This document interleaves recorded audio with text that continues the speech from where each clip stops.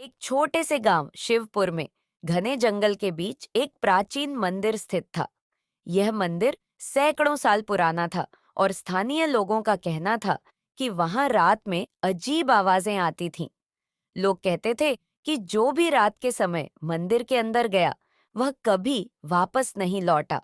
गांव के युवा अर्जुन को इन कहानियों पर विश्वास नहीं था। उसे लगा कि ये सिर्फ डराने के लिए घड़ी गई बातें हैं।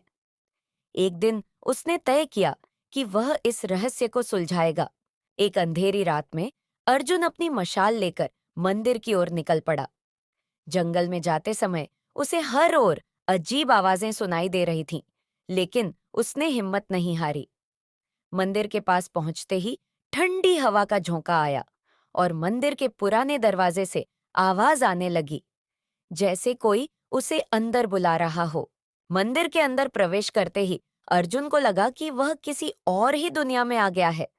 दीवारों पर अजीब चित्र बने थे और मूर्तियां इंसानों की तरह उसे घूर रही थीं। तभी उसकी नजर मंदिर के बीच में रखे एक बड़े पत्थर पर पड़ी। पत्थर पर एक तांबे की तख्ती रखी थी, जिस पर लिखा था, जो इस पत्थर को हिलाएगा उसे अपने सबसे बड़े डर का सामना करना पड़ेगा। अर्जुन ने सोचा कि यह सिर्फ एक मिथक है। उसने पत्थर को उठाने की कोशिश की। जैसे ही उसने पत्थर हटाया, एक गुप्त दरवाजा खुला। नीचे सीढ़ियां थीं, जो अंधेरे में गायब हो रही थीं। अर्जुन नीचे जाने लगा। सीढ़ियों के नीचे एक बड़ा कक्ष था, जिसमें चारों ओर सोने चांदी के सिक्के और हीरे पन्ने बिखरे पड़े थे। अर्जुन ने जैसे ही एक सिक्का उठाया, पूरा कक्ष गूंजने लगा। तभी वहां एक गहरी गूंजती हुई आवाज आई, इस खजाने को छूने की सजा मौत है। सीढ़ियों के नीचे एक बड़ा कक्ष था, जिसमें चारों ओर सोने चांदी के सिक्के और हीरे पन्ने बिखरे पड़े थे। अर्जुन ने जैसे ही एक सिक्का उठाया, पूरा कक्ष गूंजने लगा। तभी वहां एक गहरी गूंजती हुई आवाज आई, इस खजाने को छूने की सजा मौत है। अर्जुन डर से कांपने लगा, लेकिन उसने हिम्मत नहीं हारी। उसने पूछा, तुम कौन हो? तभी कक्ष में एक विशाल आकृति प्रकट हुई। यह कोई साधारण आकृति नहीं थी, वह अर्जुन की ही परछाई थी।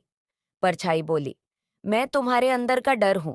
तुम यहाँ केवल अपनी जिज्ञासा के कारण आए हो, लेकिन अब तुम्हें अपने डर का सामना करना होगा। अर्जुन को अपने बचपन की घटनाएं याद आने लगीं, वह हादसे जिनसे वह भागता रहा। उसने महसूस किया कि यह मंदिर सिर्फ एक रहस्य नहीं था, बल्कि एक परीक्षा थी। अर्जुन ने अपनी परछाई से कहा, मैं अब डर से नहीं भागूंगा, मैं अपने हर भय का सामना करूंगा। इतना कहते ही सब कुछ शांत हो गया। खजाना गायब हो गया, मंदिर का कक्ष खाली हो गया और अर्जुन वापस बाहर आ गया। गांव लौटकर अर्जुन ने लोगों को बताया कि मंदिर में कोई भूत प्रेत नहीं है, बल्कि वह डर का प्रतीक है। जो भी वहां गया, उसने अपने डर के कारण खुद को खो दिया। लेकिन रात में जब अर्जुन सो रहा था, उसके हाथ में वही सिक्का था जो उसने मंदिर में उठाया था। उसने तो खजाने को छोड़ा था, लेकिन क्या मंदिर ने उसे सच में जाने दिया? क्या मंदिर का रहस्य सुलझा या कहानी यहीं खत्म नहीं हुई? आपके विचार में आगे क्या हुआ होगा?